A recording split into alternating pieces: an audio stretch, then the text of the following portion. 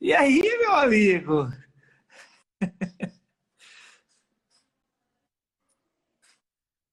Vamos ver se chegou. Chegou aí?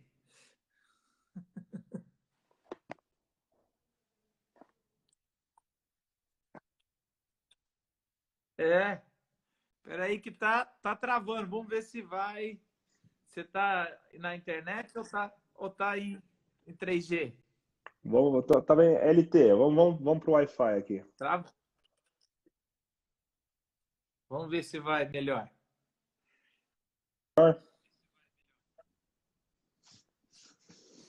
Não, não. Agora Peraí, eu sim, vou te derrubar e te chamar de novo. Vamos ver. Peraí. derruba. É isso aí, gente. Chama aqui o Dedé de novo.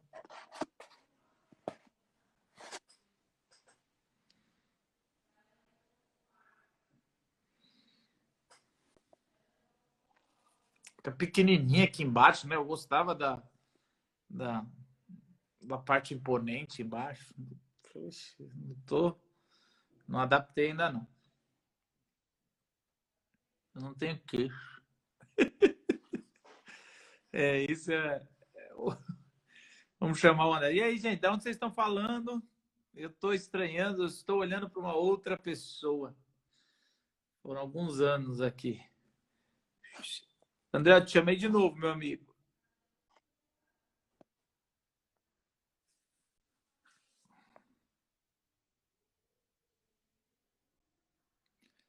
Matupá, Mato Grosso.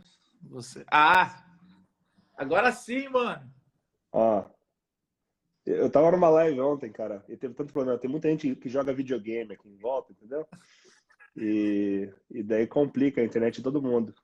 Parece que você tá no Novo México, mano. Você tá longe, mas tá no deserto. Foi um deserto, então a internet aqui foi afetada pelo corona também. Então, mas se Deus quiser, a gente vai manter a constância, né? Mas se cair, como eu disse ontem também, você me resgata, como Jesus resgata a ovelha perdida.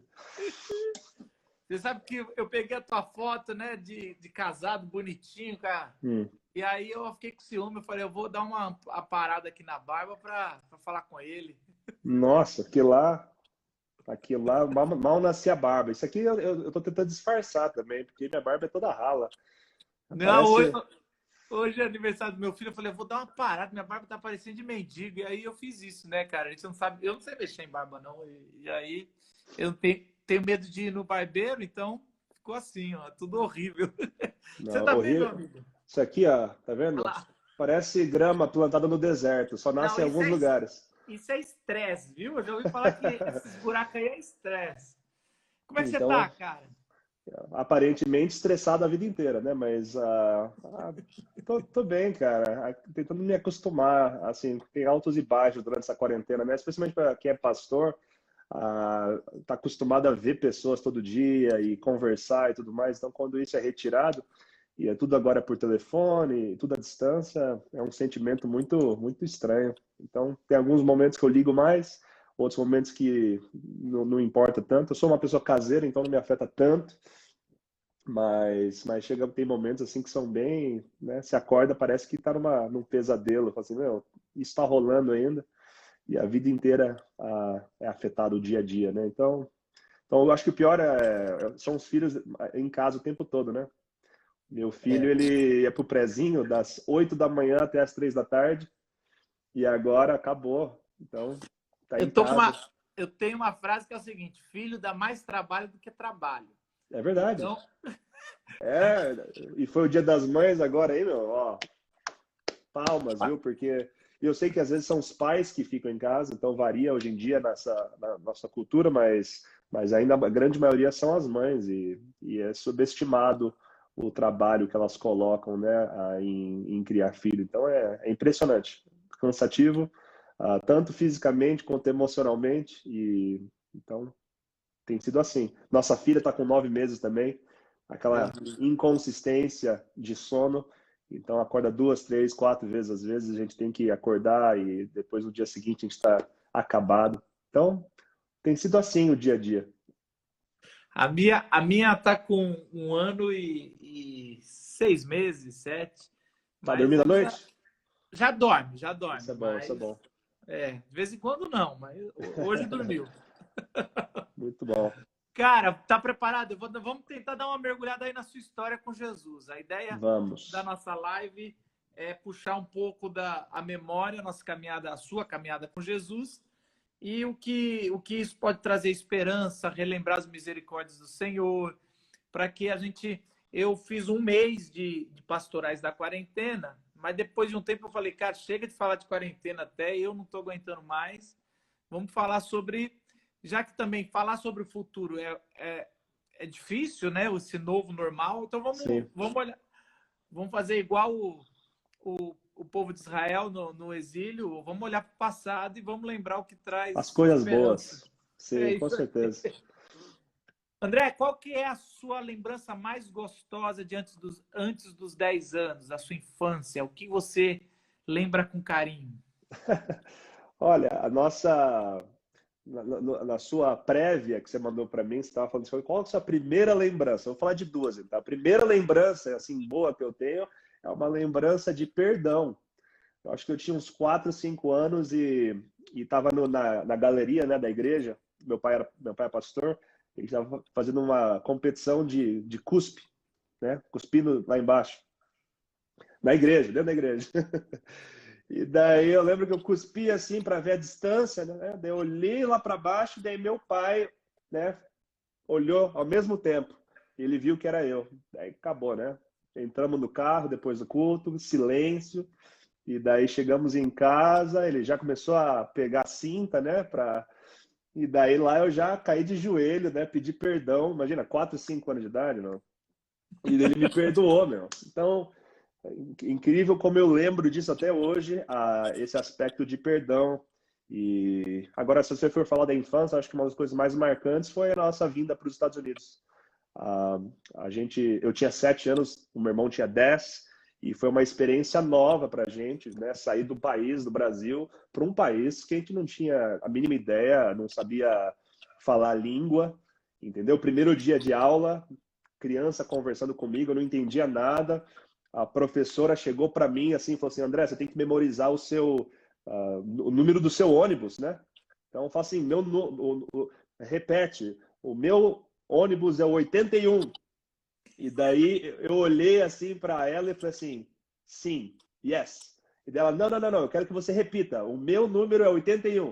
E deu, yes. Daí eu só ficava falando yes e no, e I don't speak English. Então, mas foi fantástico, foi uma transição enorme na nossa vida, que foi marcante, a gente não estaria onde a gente está hoje sem essa experiência da infância de vir para os Estados Unidos, né, tão cedo. Que lugar que vocês foram? A gente foi para Bloomington, no estado de Indiana, a princípio. Meus pais tinham que aprender inglês primeiro, também para entrar no estudo lá na Andrews University, que foi a universidade que tanto eu quanto o Thiago eventualmente a gente estudou também. Então a gente ficou 6 meses em Bloomington e daí a gente foi para Berrien Springs, no sul, sudoeste ali de Michigan, pertinho do lago. Do outro lado do lago fica Chicago e foi lá que a gente morou por 3 anos, né? 2 anos e meio, daí 6 meses, 3 anos total, daí a gente retornou para o Brasil. Então foi uma experiência muito significativa para a gente. Aprendemos inglês e tudo mais, fomos introduzidos a instrumentos, fizemos amizades, entendeu? Então deu uma perspectiva de vida diferente do que a gente estava acostumado. Legal. Lembrar com carinho, deve ser por isso que você voltou, né? Depois, né? Tem muito É carinho do. nostálgico, é nostálgico. A gente voltou Porque para a pode ser mesma um trauma, universidade. né? Pode ser um trauma também, né? Mudar de país com a idade nova. Olha, eu acho que isso foi um benefício, porque eventualmente a gente se mudou muito de lugar, né? Tem pastor que mora no mesmo lugar por um bom tempo, né? Ou seja, pastor às vezes em São Paulo, muda ali, São Paulo é tão grande, muda ali na região, mas a gente se mudou demais. Então a gente morava em São Paulo, depois foi para Santo André, daí de Santo André foi para Porto Alegre, de Porto Alegre foi para Bloomington, depois para Michigan, depois voltamos para Curitiba. Daí meus pais foram para Brasília, a gente foi morar no Paraná, em Maringá. Depois fomos para Engenheiro Coelho, no NASP, Campus 2. Então, a gente se mudou demais. Então, esse não foi trauma. Na verdade, isso foi um, uma experiência que pavimentou a possibilidade de ter essas experiências futuras sem se incomodar com mudança. Um cidadão do mundo. E Praticamente. Isso ajuda. qual foi a aprontação que você fez com seu irmão que vocês se deram mal? Que você lembra aí Pode já ser no começo da adolescência, juventude. Eu acho que a memória mais cedo, mais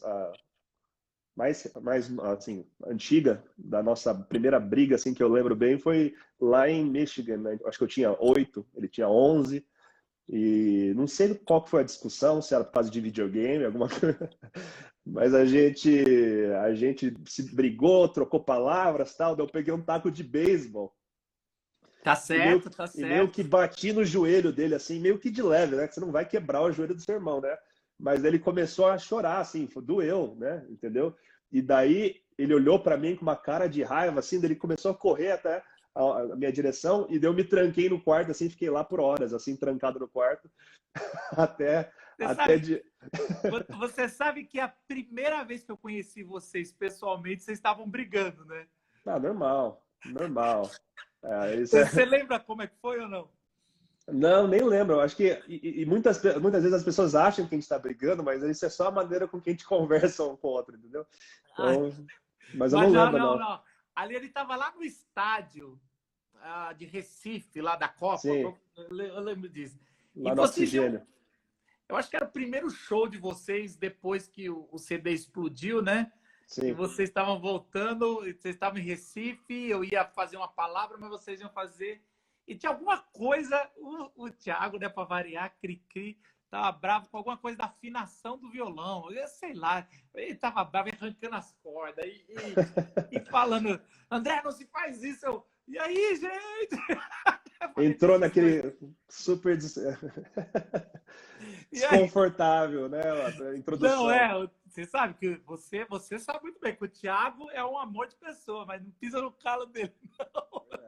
Não, é acostumado. Eu acho que depois de tanto tempo, a gente é muito próximo, né? A gente sabe como se irritar, entendeu? Mas tem diminuído, entendeu? Agora que ele mora aqui mais perto, a gente se vê, mas Acho obviamente, né? Se a gente não amadurecesse com o tempo, né? Coitado da gente. Então, de alguma maneira, a gente aprende a ser um pouco mais compreensivo, né? E evitar coisas desnecessárias no relacionamento, né? Então, mas sim, irmão é Não, irmão, né, mas cara? era tranquilo, era só uma discussãozinha, porque vocês iam entrar, vocês iam fazer um show no estádio, né, velho? Eu acho que foi uma das únicas vezes. Né? Você fala, ó, para quem tá assistindo, você fala assim, o show no estádio, a galera acha que tá o estádio Não, lotado, né? lotado, 80 mil lotado pessoas. o cantinho. É uma sessão ali do estádio, pô.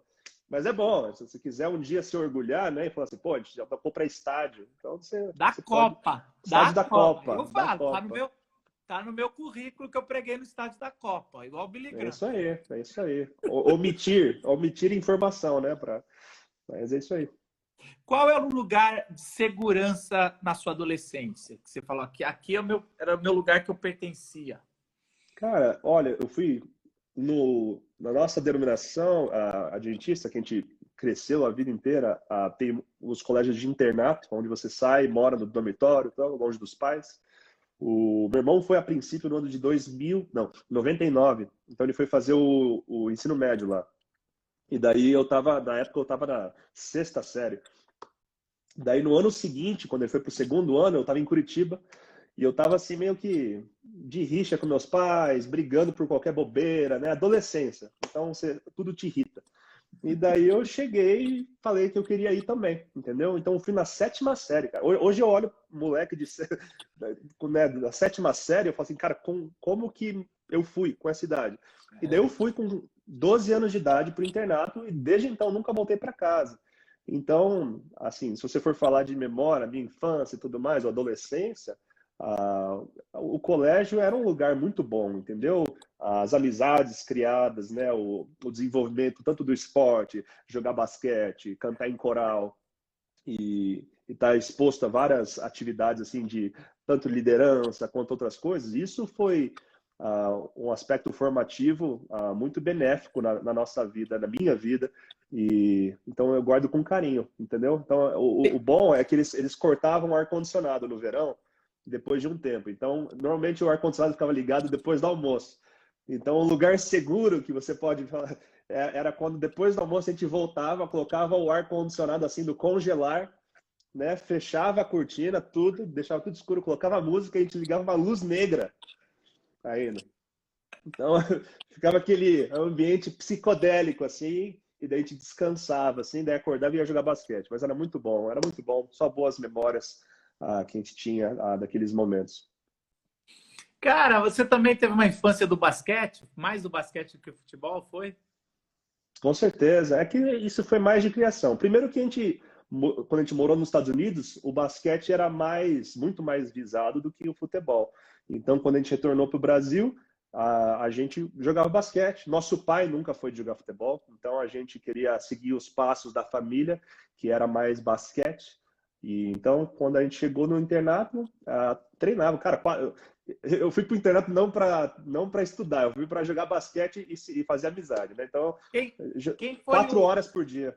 Qual foi o jogador norte-americano que marcou a tua infância, assim, que falou, cara, eu quero jogar basquete?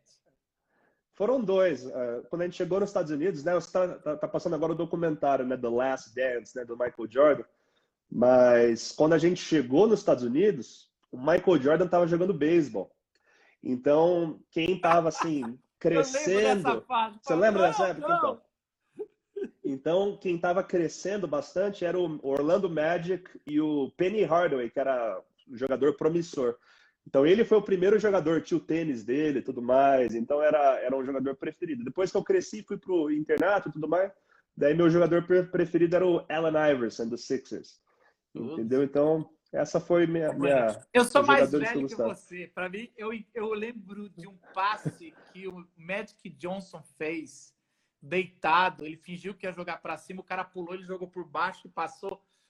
Isso eu só vejo no YouTube, nos vídeos antigos. Realmente você é mais velho. E quando eu vi aquilo, e daí meu pai comprou uma fitinha do Dream Team, né? Que tinha o hino dos Estados Unidos, aí tinha o Pippen, né, tinha todo mundo. E aí o Carl Baxter, lembra do mais parrudinho, batia bem. Mano, era muito bom, cara. Foi muito Mas bom. Você joga também ou era só? Jogo bem. Então, a gente tem que fazer assim, um live quando stream. meu joelho aguentava meu peso. Eu pesava, mano, 65 quilos. Eu acho que eu comia... Eu comia aquele Marcos... Não, eu não enterrava. Eu ficava com pezinho no pé. Você fez isso também? Para tentar pular mais? Essa época, para ter impulsão. Aquilo ferrou nosso joelho. Mas assim, aí eu fazia isso e pulava na tabela. Então, meu sonho era relar no aro. Não era enterrado, porque não tinha como. Eu me contentei com a redinha. Encostar na redinha. Tinha um cara no internato que ele cortou, ele tirou a sola do pé, a parte do calcanhar aqui, só para ele não pisar. Então ele só andava na ponta do pé para pegar impulsão. Então tem gente que inventa de tudo, cara, para alcançar o sonho da enterrada. Sonho nunca, não. E teve o filme, né? Homens brancos não sabem enterrar. A gente devia ter aprendido com aquilo, né? É verdade. Eu me contento com isso. Eu tô tranquilo. Qual foi o professor ou a professora que marcou você antes do seminário? Cara, difícil, viu? Ou não tem nenhum? Cara, olha, eu fiquei pensando nisso porque agora eu trabalho com escola, né? Tenho um ensino médio, ensino fundamental, eu interajo bastante com os professores, eu tento lembrar da minha experiência e por incrível que pareça, cara, eu não consigo lembrar de alguém que me marcou assim significativamente. Eu acho que também isso é parte da minha escolha também de não levar tanto a sério o ensino médio na época, entendeu? Então nunca, talvez, deixei ou permitir que um professor tivesse o impacto que ele poderia dar, porque eu não estava muito interessado, entendeu? Eu acho que nesse aspecto, não. E no seminário? No seminário geralmente tem, já. No seminário é diferente. Primeiro que você está mais maduro para entender o que um professor está fazendo, mas é o choque cultural. A minha experiência, pelo menos aquilo que eu presenciei, os professores aqui são mais, assim, pelo menos a minha experiência, foram mais humildes, eles eram mais abertos para ouvir pergunta, para serem questionados.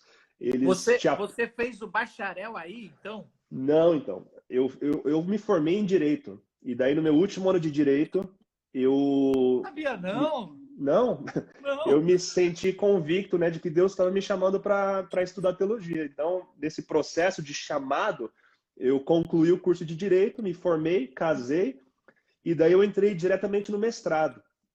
Então, lá na Andrews, eu fiz um mestrado, que é o chamado Masters of Divinity, né, mestrado em Divindade, e eu fiz 4 anos e meio, então 135 créditos. Então foi um mestrado bem longo, eu fiz várias matérias que não precisava fazer também, porque eu estava gostando bastante e tinha muito o que aprender. Então a experiência foi mais ou menos assim. Então os professores lá, eles davam muita motivação, a gente que chega lá meio que se questionando, segunda carreira e tudo mais, eles botam pilha, eles acreditam em você, você escreve um paper mais ou menos, eles falam assim, cara, tem coisa boa aí, sabe? Então, essa afirmação. Se você lê o paper, você sabe que não tem, né? Era só Então, um jeito. mas faz parte. Eu acho que tem uma linha ali entre afirmação e honestidade que se um professor sabe fazer bem, você Não. passa, né? Então, ontem mesmo eu estava ensinando meu filho a andar de bicicleta aqui pela primeira vez, né? Entendeu? Então, você vê que se você critica, ele perde a motivação. Então, se você afirma, mas ao mesmo tempo você não, tem que fazer assim. Pô, daí ele começou, ele andou a primeira vez, ele falou assim, eu não gosto dessa bicicleta, porque ele não sabe andar, entendeu? Então, depois no final ele estava curtindo um monte. Por quê? Porque teve esse balanço, né? Esse equilíbrio entre afirmação e sugestões e crítica e tudo mais. Então, E aqui eu tirei a rodinha já faz, sei lá, uns 6 meses, mas ele caiu meio feio e ele tá desistindo. Ele falou, não, eu não gosto de bicicleta. Não. Eu falei, não filho, gosto você não mais. gosta de cair. É, Ele não tem uma com rodinhas maiores? Eu falei, não, filho, agora você já passou, não dá para voltar. Mas foi mais ou menos isso. Agora, difícil. eu quero voltar antes, porque você ainda vai responder a do professor e da professora, o professor de seminário. Mas eu quero puxar um pouco antes, porque eu não sabia que você tinha feito direito. Uhum, Quem é a pessoa que fez eu fui num congresso de plantação de igreja chamado Hero Makers, né? Então, uhum. eram os fazedores de heróis ou de pastores. E aí, eles falaram quem evangelizou Billy Graham, quem evangelizou tal pessoa. Quem foi a pessoa que influenciou? E se for seus pais, você tem que citar um a mais. Mas Sim. quem foi a pessoa que influenciou você para o ministério? Você fala, essa pessoa com essa atitude, ele ou ela...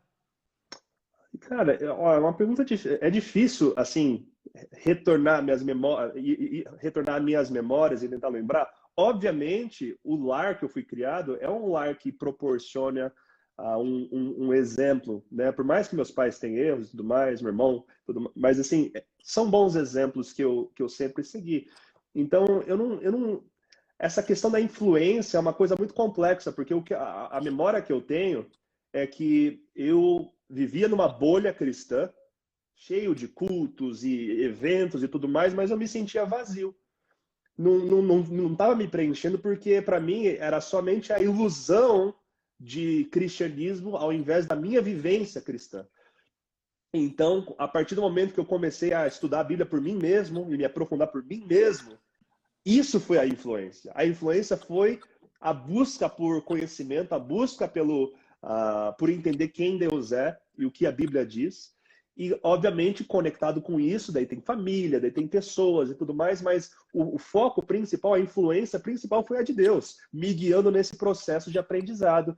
E daí eu cheguei para meu pai e falei assim, ó, estou me sentindo chamado a estudar teologia, ser pastor. E ele falou, se esse é o caso, então vai ajudar uma igreja local aí e vai colocar a mão na massa. Então, foi isso que eu fiz. Cheguei no primeiro dia, estamos aqui para ajudar, tal. Vamos lá, comecei a dar estudo bíblico para umas 12, 13 famílias, entendeu? E começando a ensinar e tudo mais. E esse processo todo me deixou apaixonado pelo trabalho de igreja e servir e tudo mais. E foi essa convicção, essa foi a confirmação do chamado. Então, eu não posso dizer pessoas específicas no chamado para ser pastor. Eu posso dizer que o lar ajuda, os bons exemplos ajudam, mas eventualmente eu acho que foi realmente a convicção o desejo de buscar entender mais. E essa transformação me levou a essa decisão. Legal. E o professor ou a professora que você mais se identificou, assim, que você falou, não, que carinho que eu tenho de lembrar das aulas? Tem um professor chamado Dariusz Jankowicz, ele é da Polônia. Ele era um professor que ele era pastor e daí entrou no doutorado e agora é professor. E ele era um professor que foi sempre muito querido, me afirmou bastante, sempre viu potencial. E quando eu terminei, estava no final do mestrado, eu queria continuar com o doutorado na área de teologia histórica, que é o estudo do desenvolvimento teológico na história. Então, ele era um dos professores e ele teria sido meu orientador. E aí já estava conversando, já estava fazendo matérias assim, né, para me acostumar com o nível acadêmico do PhD. Mas aí eu estava sentindo um peso de que não era isso, né? Eu levantei um dia mal, assim, incomodado, sabe? Meio que chorando, assim, porque eu estava sentindo um peso de que não era isso e que eu tinha que começar a trabalhar como pastor. Daí eu mandei um e-mail. Agora, pense bem, quando você manda um e-mail para alguém, quando é que você espera uma resposta, entendeu? Daí eu mandei um e-mail para esse professor, ele respondeu em menos de 2 minutos, uma coisa assim, o e-mail. Porque eu falei que eu estava sentindo isso, ele ia ser o meu orientador. Daí ele falou assim, vem conversar comigo aqui na minha casa. Ele estava na frente do lago corrigindo a prova. Cheguei lá, ele contou a experiência dele, ele me ouviu. Ele falou no final da conversa, ele falou assim, André, você tem que ser pastor, cara. Vai ser pastor, que está claro no seu coração que você está apaixonado pela ideia de começar a trabalhar como pastor. Então vai, siga em frente que Deus vai te abençoar. Então, esse professor, ele foi muito querido, ele foi uma pessoa que ouvia, uma pessoa que foi uma pessoa chave nesse processo de um segundo chamado, que o primeiro chamado foi de estudar teologia. O segundo chamado foi o chamado de não seguir num doutorado e começar a pastorear. Então, eu tenho visto isso da nossa geração, da minha geração para baixo. Eu trabalho com seminário desde 2003, desde formado. uhum. E eu vejo isso, eu vejo o pessoal tem chamado para missões, para teologia, e não tem muito chamado para pastoreio de igreja local. Eu não sei se é um trauma, mas a grande maioria vai para o seminário, da minha experiência. E eles vão para estudar. Não quero ser esse tipo pastor assim, de igreja local. Não. E depois, eu sou um caso como esse, igual que você está falando aí. E depois você fala, mano, cara, a igreja local talvez é a única ali ou é a principal. Depois a gente vai sendo um segundo chamado, como você disse. Se isso acontece, por que você acha que acontece isso? Os jovens primeiro se acham um chamado diferente do que a igreja local? Eu acho que acho que a garantia, não a garantia, né, mas pelo menos uma segurança de que o chamado é legítimo é a paz que você sente em seguir, quando você toma a decisão. Eu acho que quando você está naquele processo, sentindo um peso, desconfortável, tem alguma coisa que você tem que resolver.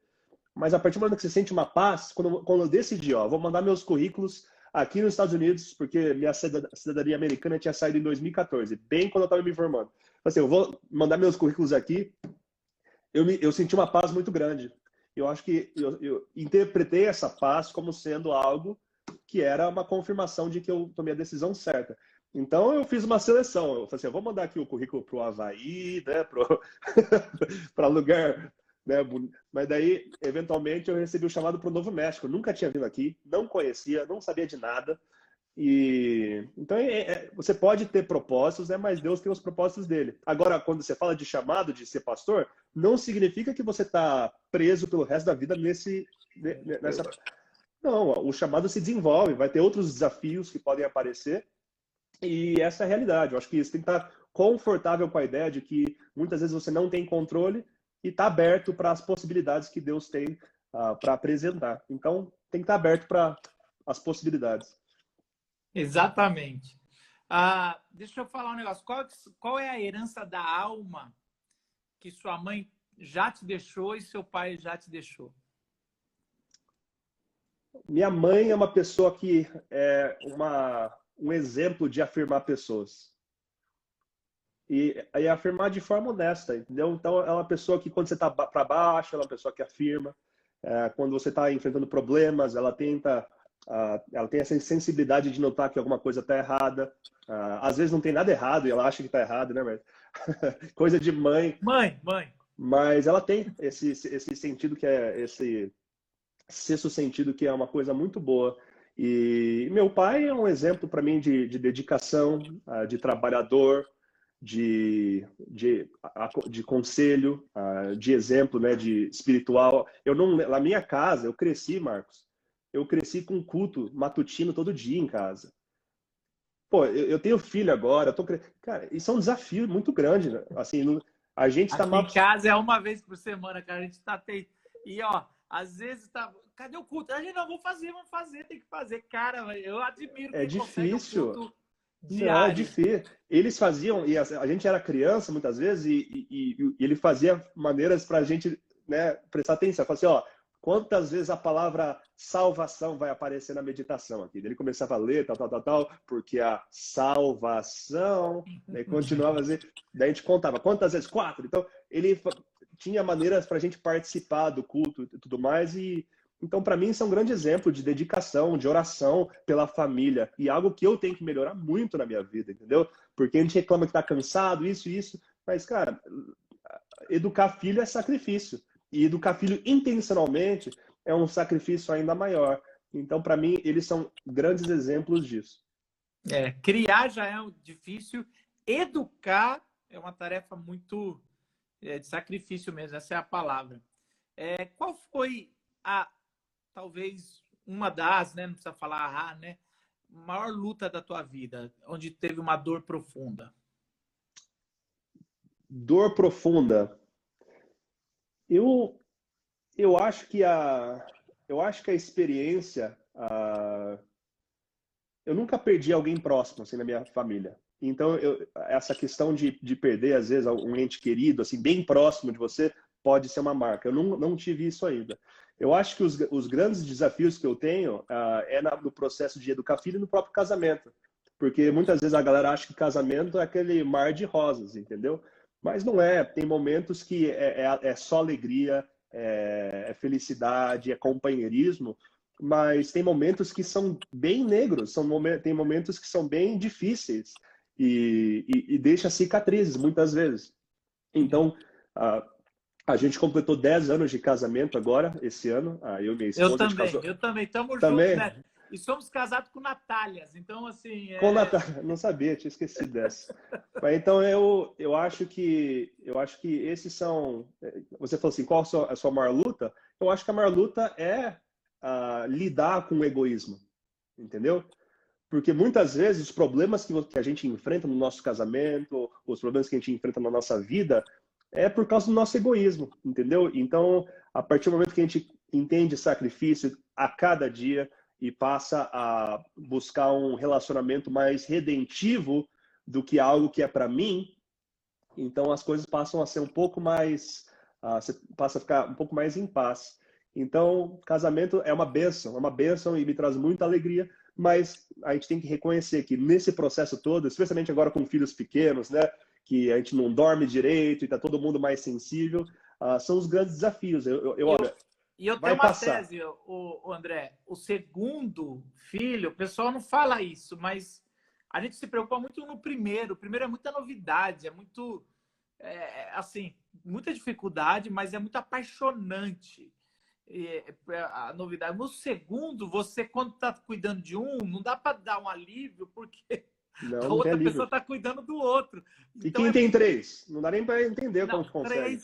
três aqui em casa não tá ainda na perspectiva, não, mas dois, eu vejo muita gente entrar numa nova fase do casamento, às vezes em crise, por causa do segundo filho. Eu falo isso porque lá na minha igreja são 3 pastores. Sim. E os 3 têm filhos da mesma idade. Quando veio o segundo, foi difícil para os 3 ali. A gente chorava junto, nós 3 ali, porque é difícil mesmo. Eu entendo quando você fala isso. E a gente tem dificuldade em compartilhar também, às vezes, dificuldades que você enfrenta. Muitas vezes não tem ninguém para compartilhar, entendeu? Para realmente desabafar, gente que você realmente confia. Esse é um problema meu. Eu praticamente não confio em ninguém nesse aspecto de desabafar. É raro, né, ter um momento como esse, entendeu? Mas faz parte da vida e a gente tem que aprender. Não, e a gente, por exemplo, a gente aqui cria alguns mecanismos, né? Então, eu hoje cuido de pastores com menos de 40 anos, que uma vez para cada semestre a gente se reúne, era de forma presencial, agora não está dando, mas a gente tem isso, exatamente. É um espaço de roda que a gente puxa, e é muito fácil. Com pastor é fácil, você puxa um assuntinho ali, pode ser casamento, e aí. Tá cheio de E aí, opinião. mano, é a tarde toda, cara. E como é pastor, não precisa ficar abrindo a Bíblia, porque todo mundo já sabe. E aí, de vez em Sim. quando, alguém dá uma palavra pastoral, mas é um ambiente muito mais seguro. E isso é necessário demais para os pastores ter um ambiente onde você possa falar, ser ouvido, né, cara? Isso é interessante da Igreja Católica, quando você tem aquele confessionário que você senta e você fala, Cara, você não isso tá é muito vendo. interessante. Ó, eu vou te falar rapidinho, porque eu tinha um amigo, inclusive é o Andy Gullahorn, que produziu nossos álbuns.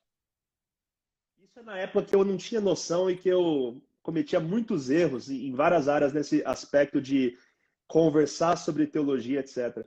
E ele começou a falar sobre, né, sobre confissão e tudo mais, porque ele ia quando ele era criança. E em vez de eu ouvir, eu comecei a criticar o processo de confissão. Depois eu fiquei pensando, cara, o que você está fazendo, André? E ele me explicou de uma maneira tão bonita. Eu falei assim, cara, o fato, na minha cabeça, eu entendo, tipo, se você remove toda aquela ideia de que você precisa confessar para o padre, se você remover essa ideia e você ir por livre e espontânea vontade, é algo muito bonito ter alguém que sempre está lá para te ouvir. Porque às vezes você tem os seus erros, os seus pecados, as suas angústias dentro de você, e para você sentir paz, você precisa pronunciar, você precisa falar as palavras em voz alta para se tornar uma realidade. E é o começo da terapia, porque eu fui fazer terapia uns 2 anos atrás, por causa de ansiedade, e é engraçado que pastor fazendo terapia, no começo eu procurei um cara que era terapeuta e coach. Aí, então eu falava que era coach, né, para dar aquela desculpinha, Coach. mas na verdade é terapia. Hoje, depois de fazer terapia, eu assumo e eu acredito que é muito saudável as pessoas fazerem terapia. E aí, teve uma... Ele tinha aquele divã, né? Só que sentava no sofá, ficava olhando para ele, conversando. E aí um dia eu falei, e o divã? Ele falou, um dia eu quero que você sente lá. Eu falei, mas eu não entendo o que é, para que sentar lá? Ele falou, cara, existe algo. Ele foi me explicando, eu lembro de algumas coisinhas, tem muito mais, né? Sim. Uma das coisas do divã é você relaxar, não ter reações corporais, né? Porque você vai falando, você vai se fechando, né? Assim, você cruza o braço, tudo. Mas uma outra coisa é o divã não olha para o terapeuta, você olha para o nada. E aí você deixa os pensamentos virem. Para mim, quando você vai nesses confessionários que você não olha o padre, você não está vendo a reação, se ele está te condenando, nossa, que feio, que pecado. Eu acredito que é o início do divã, porque você está falando. Isso é, vambora, cara. Eu vou Cara, falar. tem muita beleza nisso. Eu acho que tem Deixa muita beleza nisso. eu acho que quando você vai ler o salmista, você vai ver que tem hora que parece que ele está fazendo isso. Ele está deixando vir o pecado, as confissões, e às vezes você lê o salmista e fala, nossa, que ousadia, né, cara? Como é que ele fala isso de Deus? Mas ele, na verdade, tá se Tá abrindo desabafando. ali. Tá desabafando. Eu acho muito.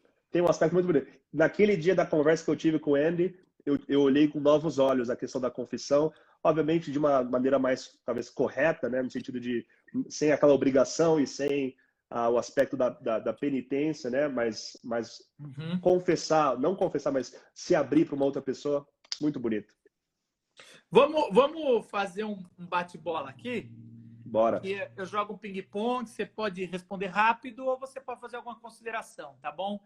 E aí assim a gente consegue cavar mais algumas coisas do teu coração. E se você quiser fazer alguma aplicação, fique tranquilo. Uma cena de filme.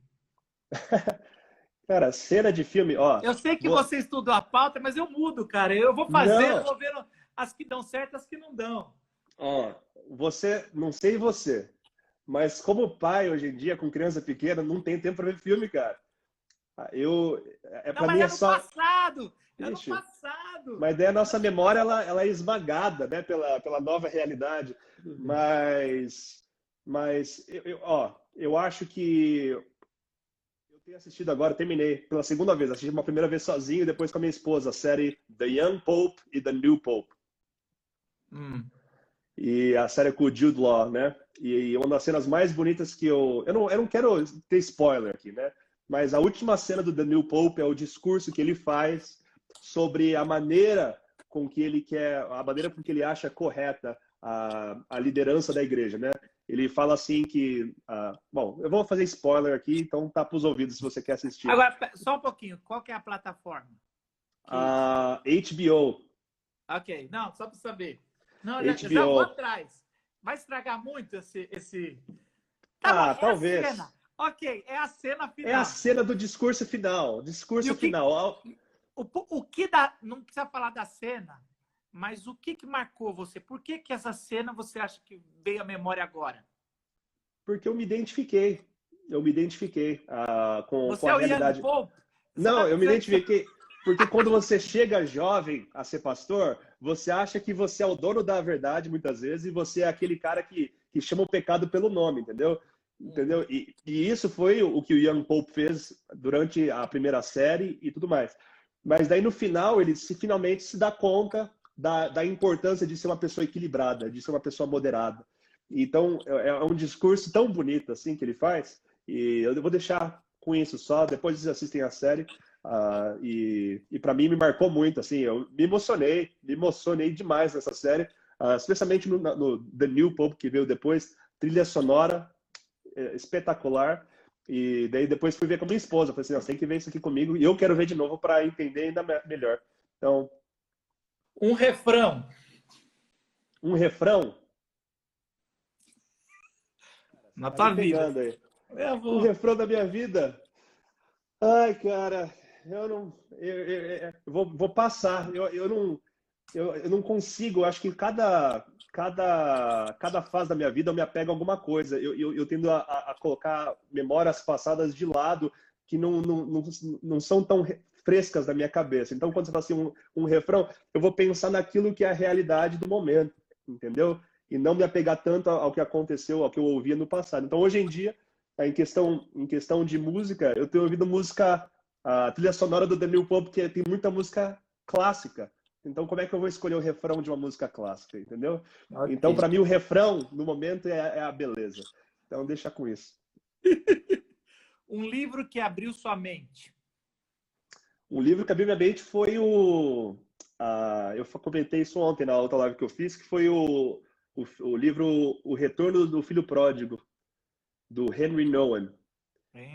Isso foi marcante na minha vida, porque 2 anos atrás eu ainda não sabia quem eu era. Ele comenta, é do Rembrandt?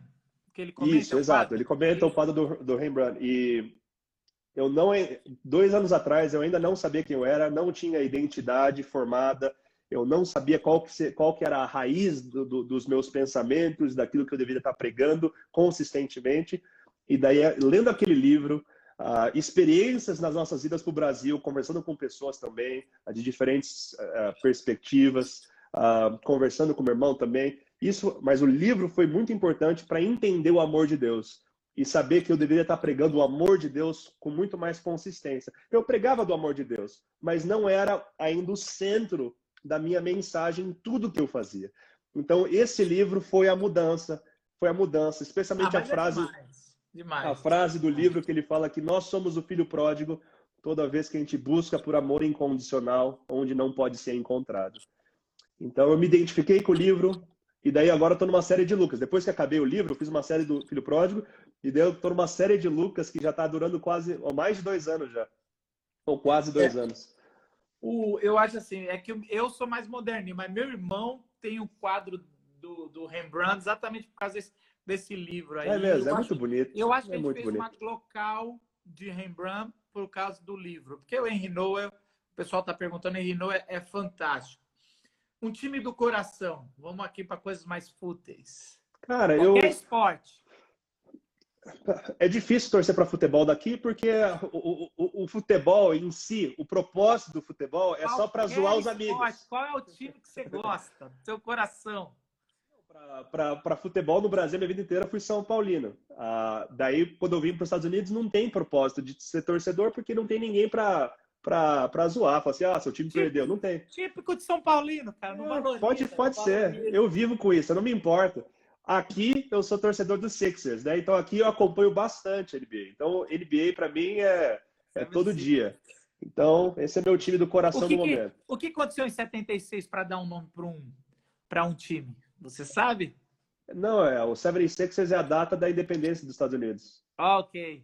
Em 77. Então, 76, ok. Eu não sabia. 76. Tá bom. Então, uma notícia de TV ou rádio que te deixou em choque. todo dia, né? Eu acho que chega um momento que você fica... Eu quero uma, André! Saiba brincar de ping-pong. Ping-pong. Ó, tipo, acho que a última, deixa eu lembrar, a última que me marcou, acho que a última notícia que me marcou foi uma notícia que eu recebi presencialmente. Um cara veio aqui fazer um trabalho no meu no refrigerador aqui da minha casa, e daí quando eu fui dar tchau para ele, ele falou para mim que a empresa ia falir por causa do corona. Então, isso são coisas que você ouve nos noticiários, mas eu ouvi de uma pessoa que trabalhou na minha casa naquele dia. E para mim, isso tornou muito mais real aquilo que você ouve nos noticiários de gente perdendo emprego, de gente sofrendo, e deu para ver na cara dele. Ele fez o trabalho e deu para ver na cara dele o sofrimento. Então, para mim, isso me deixa em choque quando você vê que, no meu caso, eu não sou afetado financeiramente, tudo mais, mas tem muitas pessoas que são. Então, é um mundo injusto e dói no coração ver essa injustiça. Uma paixão recente, um hobby, algo que veio nos últimos anos. A paixão recente é dessas últimas 2 semanas. Eu comprei uma bicicleta pela primeira vez, cara. Então investi E aí agora é com o Corona. É reto, né? Se é deserto, é muito Aqui, reto, né? eu moro numa inclinação, mas assim, é reto e tudo mais, mas aqui praticamente não chove, chove muito pouco aqui no Novo México, onde eu moro. E o clima é muito bom, então tem muitas trilhas pavimentadas. Então, eu excelente. quase morri congelado de calor. no Novo México. Você lembra de quando frio? eu fui aí e eu esqueci de botar a roupa, mas deu uma... Não, faz frio. O Grand Canyon que é no Novo México? Arizona. Mas foi por aí. Essa região por aqui. Não, no inverno é frio, mas assim, agora é a temporada mas, assim, de primavera, casa, verão né? e outono. Fica em casa. Não, tem coisa, tem um lugar lindo para ir, né? Para quem é que você chegou agora, você estava acostumado aí com o calor aí de São Paulo, e daí você vem para cá achando que pode andar de bermuda. Não. Foi burrice. Uma líder mulher. Minha mãe. Se for sua mãe, tem que ter outro nome. Mas pode Tem que ter falar outro nome? Fala um pouco da sua mãe. Não, cara. Por que ela é admirável como líder? Eu comentei na questão, né, da questão de afirmação. Eu vejo o trabalho dela. Eu vejo o trabalho que ela tem. Dá um exemplo. Recente, eu fui pregar numa igreja aqui em Albuquerque e uma mãe chegou para mim e falou o seguinte, eu não sei se você sabe, mas a sua mãe ela veio fazer um concílio aqui com as mulheres da região e do nada, eu não era cristã, nada, eu cheguei, sentei, sua mãe olhou para mim do nada e falou assim, e começou a falar palavras de afirmação e tudo mais, e levantar minha bola, e aquilo foi o momento em que eu decidi me batizar.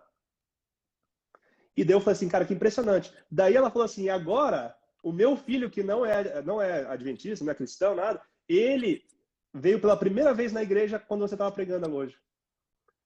Então eu acho que o trabalho, cara, de abraçar mulheres, minha mãe trabalha demais, esse é um erro dela, mas ela vai em países como Índia, como no Oriente Médio, como na Ásia, e ela abraça as mulheres que não são acostumadas em serem abraçadas, entendeu? Então é um exemplo de carinho, de afeição, de compaixão que eu levo bastante comigo. Eu vou aceitar sua mãe, vou aceitar ela. Eu tô falando, vou aceitar sem precisar dar outro nome. Lógico que ela é uma referência. Pregador, maior pregador que você já viu ao vivo. Maior pregador que eu já ouvi ao vivo. Cara, eu tenho dificuldade. Hoje, no passado eu era mais impressionado com pregadores. Mas não é no passado que você se impressionou. Você falou, caramba, isso aí, quero ser. Não, eu não vou usar o passado. Eu vou usar o presente. Eu vou usar o presente. Eu vou usar o presente e eu vou falar a realidade, cara. Que eu acho que o meu irmão, Thiago Arraes, sempre me impressiona nas coisas que ele fala. Não acredito em fazer isso com ele. é difícil aguentar o ego dele, cara. Agora você fazer. Fazer o quê? É o risco, é o risco. Né? Ele escreve isso já na música, né? É o risco. Mas, ó, vou te falar que de vez em quando eu acesso com um perfil que ninguém sabe que eu tenho, um fake aí, o Outra Igreja para ouvi-lo pregando, porque é muito bom. Não, eu gosto, cara, eu aprendo bastante e eu acho que essa é a maneira que chega. Tem pessoas que apreciam aquilo que faz diferença na vida, entendeu? Então, o approach, né, a abordagem de ser realista, bíblica e tudo mais, isso é algo que eu aplico também na minha própria vida. Então, eu aprecio muito o Thiago, a experiência dele e o conhecimento que ele tem. Se não fosse morar nos Estados Unidos nem no Brasil, aonde você moraria pro resto da sua vida? Eu incluí os Estados Unidos porque você não está aqui. Cara, ia para a Europa, né? A gente visitou já a Itália, gostamos muito, minha esposa e eu, a gente visitou a Itália, passamos a lua de mel na França. Então, são países, Portugal, né? Se você quer manter a língua, também é um país fenomenal. Então, ficar por ali, né? Itália, França, Portugal, Espanha. Comida predileta? Cara, comida brasileira, obviamente, mas assim, comida brasileira só faz sentido para quem mora aqui nos Estados Unidos agora, né? Porque no Brasil tem tanta opção, mas se for aqui comer aqui, meu top é comida indiana, cara. Caramba, mano, eu passo muito mal com comida indiana. Nunca me adaptei. É apimentado, você tem que se acostumar com quem chegou aqui, ó. Meu filho, cara, você vê? Traz aí. E aí? Ele não vai te ouvir, mas ele tá aqui. Que lindo! Ó, meu filho também entrou aqui, eu já fiz assim com a mão. Não. E aqui não tem. Minha esposa tá colocando minha filha para dormir, a sonequinha da manhã, então não tem o que fazer agora. Então, se ele interromper tudo aqui, vai fazer o quê? É assim mesmo, essa é a maravilha. Hoje é aniversário do meu filho. Se ele quiser entrar aqui e falar para, ele tem esse poder. Tem todo esse direito. Tá certo. Férias para você é? Praia. Praia. Até porque aí é longe, aí não tem praia tão no raio de 1.000 quilômetros, né? Não tem. De vez em quando a gente vai para Cancún em família e sempre é os melhores momentos. Por isso que eu nunca pensei em morar em praia, porque eu sempre associo praia com férias, não associo praia com lugar para morar. A política deveria ser... Como é que a política deveria ser? Moderada?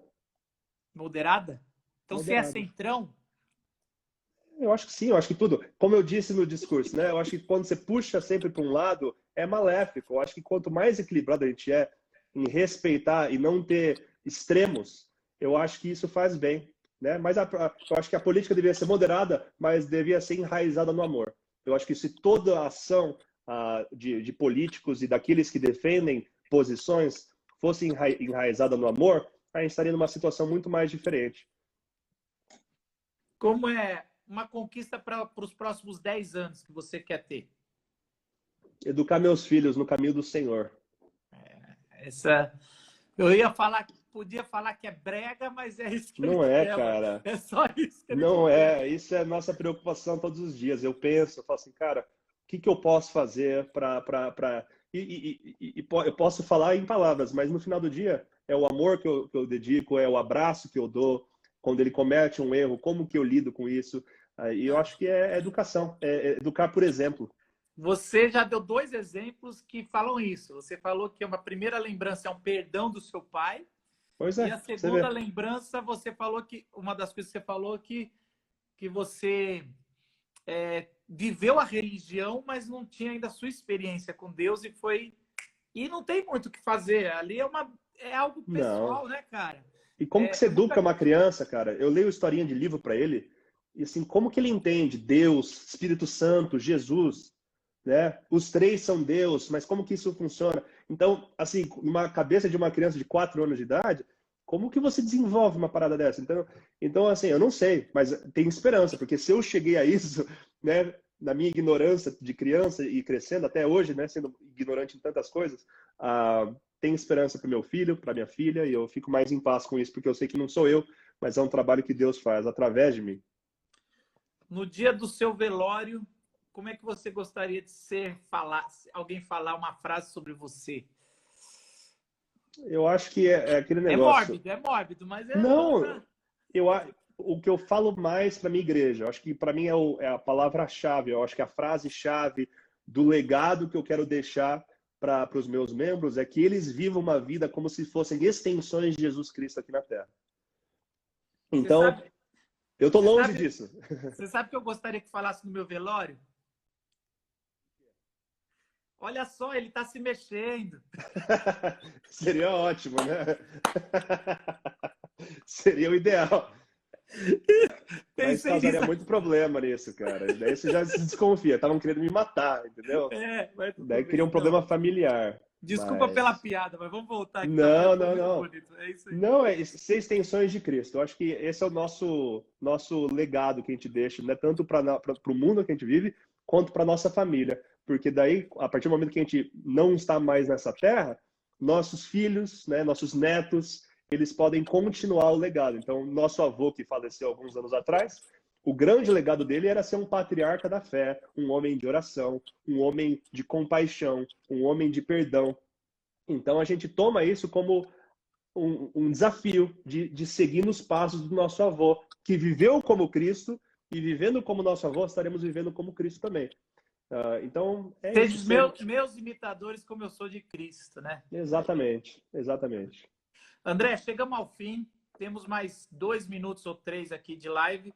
Passou E eu vou rápido, fazer hein? a Que bom. última pergunta. Vou fazer uma última pergunta. Uhum. Mas eu dou aquela pausa dramática para falar o seguinte. Gente, esse bate-papo maravilhoso que eu tive com o André, a gente vai estar gravado aqui no Instagram e depois vai para o YouTube amanhã, vai ficar lá para sempre. Para sempre. Eu costumo dar uma palavra, cara, eu admiro muito você, admiro principalmente você que... Vou te falar uma coisa que eu admiro, não sei, eu vejo que você não busca esse protagonismo. Sempre na dupla, você sabe que eu gosto muito do seu irmão, e ele sempre foi mais falastrão, mais... Sim. E você na sua timidez mostra o seu lugar, o seu valor, e eu aprendi a admirar você. Primeiro a gente se encanta com o Thiago, né? E depois a gente vê que o André aí é o cara, né? Então, sério mesmo. A gente encontrou o segredo para fazer funcionar. Nós dois, a gente fala bastante, a gente é extrovertido até certo ponto. Mas quando tem duas pessoas parecidas, né, no palco, entendeu? Daí sobressai quem é mais extrovertido. E daí esse é o papel do Thiago. E é tranquilo. A gente já teve vários momentos tensos por causa disso, em alguns momentos, mas a gente tem que, mais uma vez, aprender a ser humilde. Isso é algo que é uma dificuldade para mim, né, de buscar ser humilde sempre. Mas a gente vai aprendendo cada dia. Mas obrigado pelas palavras. Muito, muito legal da sua parte. Temos 1 minuto. O que é Jesus para você? E isso vai ser a oração final. Tá bom. Jesus é amor. Jesus é minha esperança. Sem Jesus não existe mais propósito na vida. Amém. Então, é propósito. É o meu propósito. Propósito. Quando a gente encontra Jesus, a gente encontra propósito. Sim. Brigadão, André. Um beijão aí. Uma boa quarentena. Parabéns pela igreja, pela exposição. É de Marcos que você está fazendo, não é, Lucas? Lucas. Está lá no canal. As pessoas falaram muito bem. Eu vou até atrás para a gente dar uma olhada aí. Que bacana. Deus abençoe você, viu, querido? Obrigado mesmo. Marcos. Um abraço. Fazer papai do céu aqui com vocês, então. Querido Pai que estás nos céus, obrigado pela bênção nesse momento de estar aqui com o Marcos e compartilhar dessa conversa e aprender um pouquinho um com o outro e relembrar dos bons momentos de transição onde a gente viu a sua mão guiando a nossa vida. Esteja com todos nós, com aqueles que estão assistindo.